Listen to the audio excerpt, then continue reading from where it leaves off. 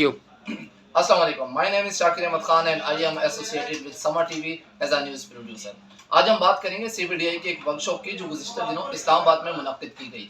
इस वर्कशॉप में बेसिकली सहाफ़ियों के लिए आगाही मुहिम एक तरीके से चलाई गई जिसमें उन्हें बताया गया कि उनके फंडामेंटल राइट्स क्या है और उन्होंने वो बुनियादी हुकूक किस तरह हासिल करने हैं। इसके अलावा इस वर्कशॉप में विफाकी, सूबाई और बल्दियाती हुकूमतों पर रोशनी डाली गई कि ये इदारे किस तरीके से आवाम के लिए बुनियादी हुकूक फराहम करते हैं और किस तरह काम करते हैं, सहाफ़ियों को ये बताया गया। इसके अलावा जो मीडिया रिलेटेड लॉ हैं या मीडिया लॉज है उस पर बात की गई। अलावा अजी fake news, misreporting, misinformation, disinformation, इस पर जो है वो वाज़ेह अंदाज में रोशनी डाली गई। और सबसे अहम चीज़ जो यहाँ से सीखने को मिली वो थी बेसिक रिपोर्टिंग के जो चेकिंग टूल्स होते हैं वो जो है वो सीखने को मिली। इसके अलावा आर्टिफिशियल इंटेलिजेंस पर बहुत अच्छी बातचीत की गई क्योंकि आने वाली दुनिया जो है वो आर्टिफिशियल इंटेलिजेंस की है, तो हम जर्नलिज्म में ये किस तरह इस्तेमाल कर सकते हैं,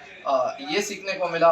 मोबाइल जर्नलिज्म पे बात की गई, डिजिटल जर्नलिज्म पे बात की गई। पॉडकास्ट के हवाले से बहुत अच्छा एक्सपीरियंस रहा। तो मैं समझता हूँ कि ओवरऑल ये एक बेहतरीन वर्कशॉप थी। ये सिस्टम जो है वो जारी रहना चाहिए सिलसिला।